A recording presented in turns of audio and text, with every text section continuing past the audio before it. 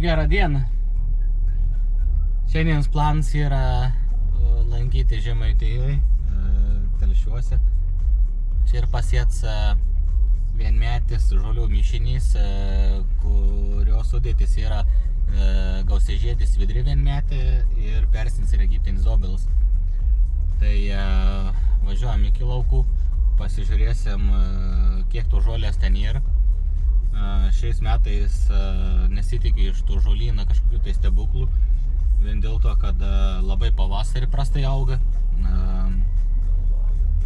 Reikės persidėlioti planą iš tikrųjų, kokius kitus mišinius pasirinkti, nes šiaip kaip gausiažiedis vidrė, vienmetė su persiniu egiptiniu obeliu, jie yra greičiausiai augantis augalai ir didžiausi tą biomasę duodantis.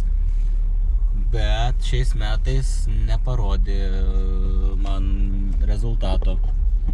Tai va ir dabar planas ir toks, kad kitiems metams pasižiūrėti, dar siesim tų vienmečių mišinių, nes niekur nedingsi, reikės sieti juos. O kitiems metams dar kitokių mišinių pasidėliosiu, būtent, kad, sakykime, tiktų sausesniems rajonams, sakykime, arba lengvesnėse dirvose ūkininkaujantiems ūkininkams. Tai va, tai lekam iki laukų, pasižiūrim mišinį, tada nuvarysim iki tranšėjas ir pasižiūrėsim, kaip ten atrodo. Tai varom.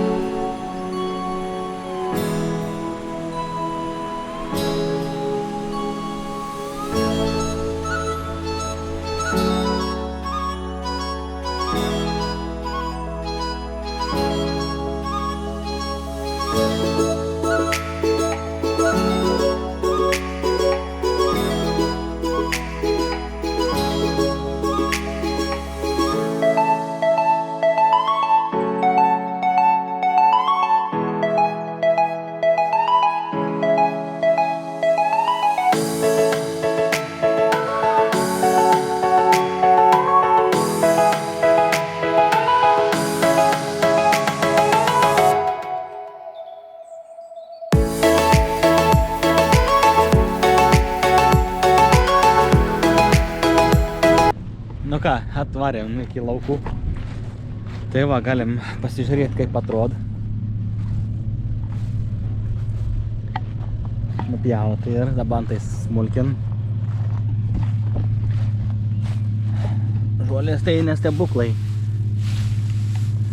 Ja. Kaip šiais metais, tai eina savo, nu kažkaip labai taip sudėtingai su ta žolė iš tikrųjų. Aišku, susirinkščia to žolės, bet nesakyčiau, kad labai daug. Kaip tikėjausi iš tikrųjų, kaip iš vienmetis gausiažiedis geresnių iš tikrųjų rezultatų, bet turiu pabrėžti, kad mes papildomai netręšėm, nei sėjaus metų nedavėm jokių trąšų, nei salietras davėm, nieko visiškai, nes tam ir tas mišinys skirts, kad būtent sudėtingesnės dirvos ūkininkaujantiems tur augti ir duoti derlių iš tikrųjų. Va, bet matomai, kad šiais metais per sudėtingas sąlygas buvo augt ir mažesnį išeiga. Aišku, paklausim, kai ūkininkas baigs susmulkinti tą lauką, pažiūrėsim, kiek čia tų žolės bus. Tai va, pasikelsim droną, iš viršaus nufilmuosiu, kaip atrodo tas plotas čia ir 30, kiek čia hektarą, 27 turbūt. 27 turbūt hektarai. Nu, tai kažkaip tikėjausi iš tikrųjų daugiau tos masės, bet nu ir tiek kiek yra nos.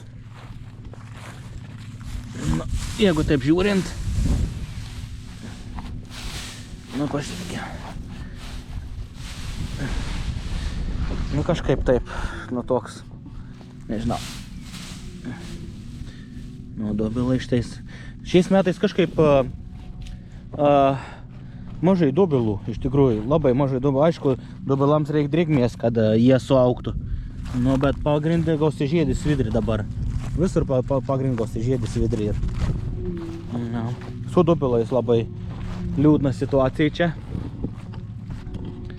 Tai iš tikrųjų nežinau, kokie čia bus tas.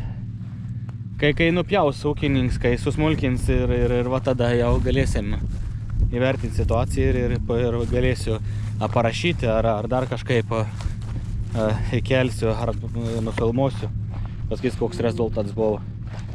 Tai va, tai tu įkeliam droną ir bandom žiūrėti.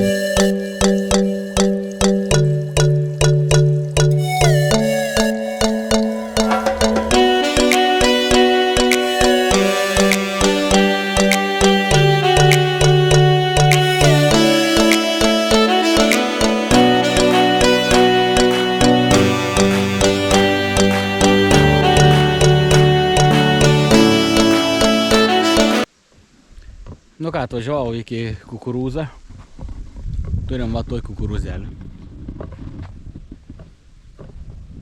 Čia yra toks smėlis.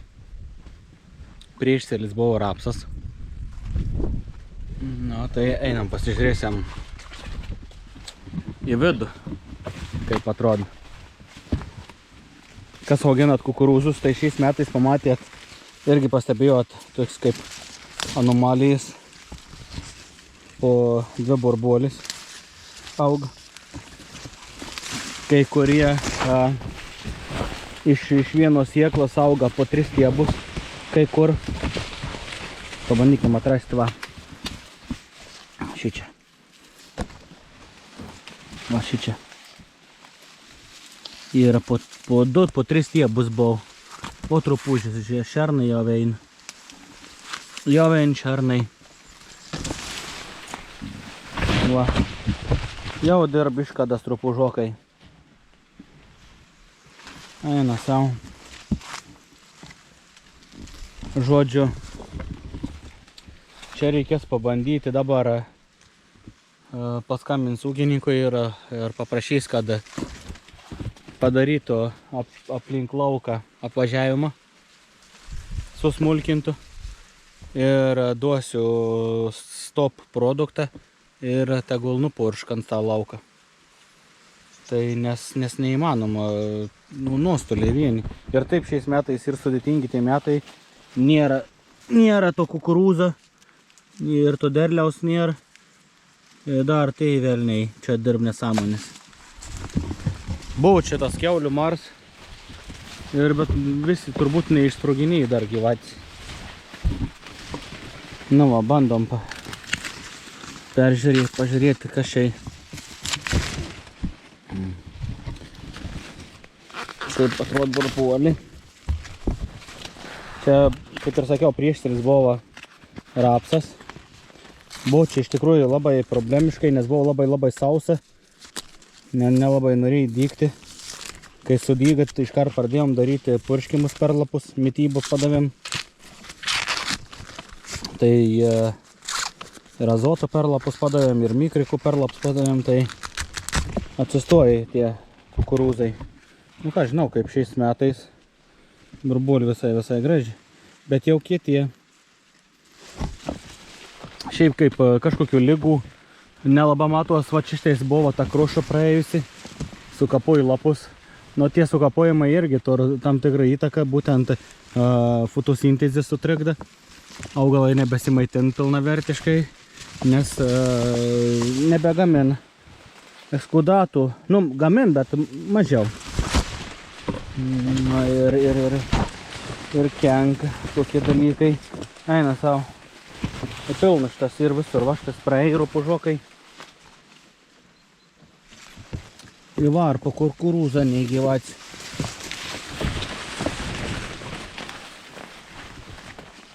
Nu, tragedijai. Nu nieka. Išspręsime tavo problemą čia. Manau, kad pavyks išsitestuoti tą mūsų produktą jau 100% jau greitų metų tą stopą. Ir pabandyti jį įvesti